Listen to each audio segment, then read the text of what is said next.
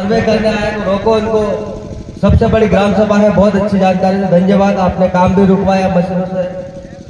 और नेक्स्ट हम अगले वक्ता के रूप में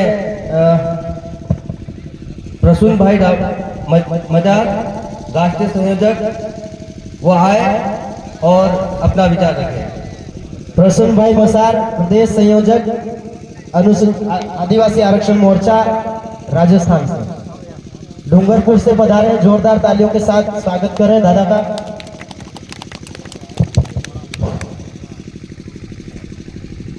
सबको जोहार, जय भीम प्रदेश। आयोजन कमेटी के तमाम सदस्य, कार्यक्रम में उपस्थित आदरणीय मांगीलाल जी, हीरालाल जी दामा, लक्ष्मण जी डामोर सर, कमल सिंह जी डामोर सर और जितने भी बुद्धिजीवी साथी और आयोजन कमेटी जो इस जमीन बचाने की मुहिम में लगा हुआ है, आप सबको धन्यवाद, जोहार। आज धरती आबा बिरसा मुंडा जी की जो मूर्ति अनावरण का कार्यक्रम है, कहीं न कहीं हमको लगता है कि जिस तरीके से बिरसा मुंडा ने जमीनें बचाई, जमीन के लिए आंदोलन किए, उसी आंदोलन को आत्मसात करते हुए आप लोगों ने भी अपने ये जो डैम के माध्यम से आपकी जो जमीन छीनी जाने वाली है, उसको बचाने के लिए कहीं न कहीं बिरसा मुंडा को स्थापित करने का जो अहम निर्णय लिया है, उसके लिए मैं आप सबका धन्यवाद, जोहार करता हूं। लेकिन साथियों, मैं कहना चाहता हूं कि जैसे डामोर साहब ने बताया कि इस लड़ाई को अंतिम मुकाम तक पहुंचाना है, हमको कानूनन तरीके से, चाहे जिस भी तरीके से हमको इस लड़ाई को लड़ना पड़े, लेकिन इस जमीन को हमको बचाना है।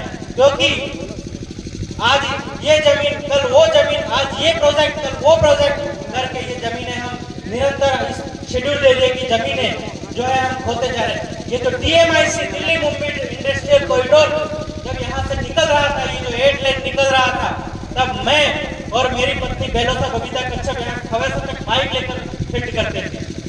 और उस समय हमने लोगों को बोला था कि जाग जाइए, ये रोड आपके लिए बहुत घातक साबित होगा।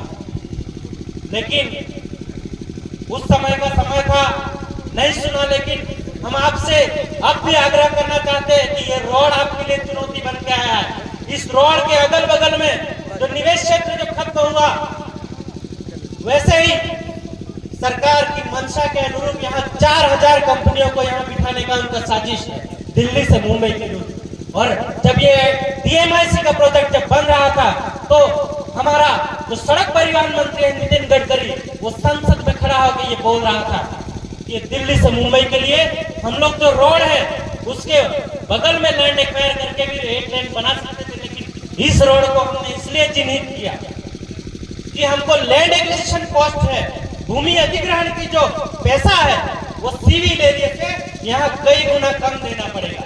आप सोचिए, ये लोग संसद में बैठकर हमारे वोट चुराकर, हमारे अधिकार चुराकर हमारे साथ क्या खेल कर रहे हैं।